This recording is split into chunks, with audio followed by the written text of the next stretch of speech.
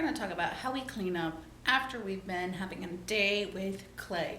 So I've got my clay form that I'm not finished with. So the first thing I want to do when it's time to clean up is I'm going to go grab just a paper towel, and then I'm going to bring my form to Mrs. Altman with a paper towel, and she is going to write your name so that she can read it and your class code on the bottom of your form.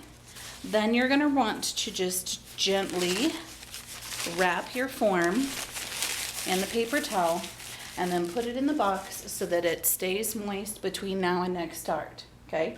Then you need to take all your extra chunks of clay and return it to the bag to be recycled. You need to make sure all your clay tools are put away. In each basket there should be 2 needle tools, a scoring tool, 3 loop tools, 2 toothbrushes, and a few dowels. Okay? In this basket I found a clay tool that belongs to another table, and I can tell because the color on it doesn't match the color scheme of my table.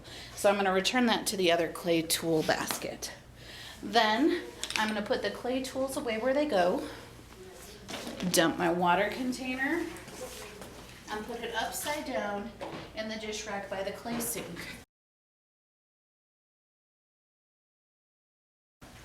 During cleanup at my table, Mrs. Altman will put up a wet rag and a dry rag.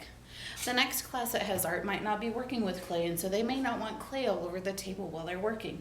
So part of being respectful and responsible is taking care of our own mess. So I'm going to take the wet rag, which has been folded in 2/4, and I'm just going to place my hand on it, and then in my area I'm going to go over where I've had my clay in a circular motion until I don't see any more clay on my table. If part of our rag gets really dirty, we can flip it over and use the other side. Then I can either continue washing the table to help my friends who might still be cleaning up, or pass it to someone else so that they can wash their spot.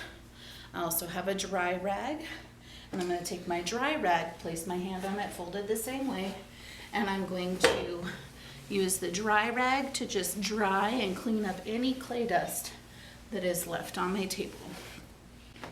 Then I'm going to leave the dry rag in the middle of the table, and when I'm all done, take the wet rag and just set it over on the counter next to the clay sink for another class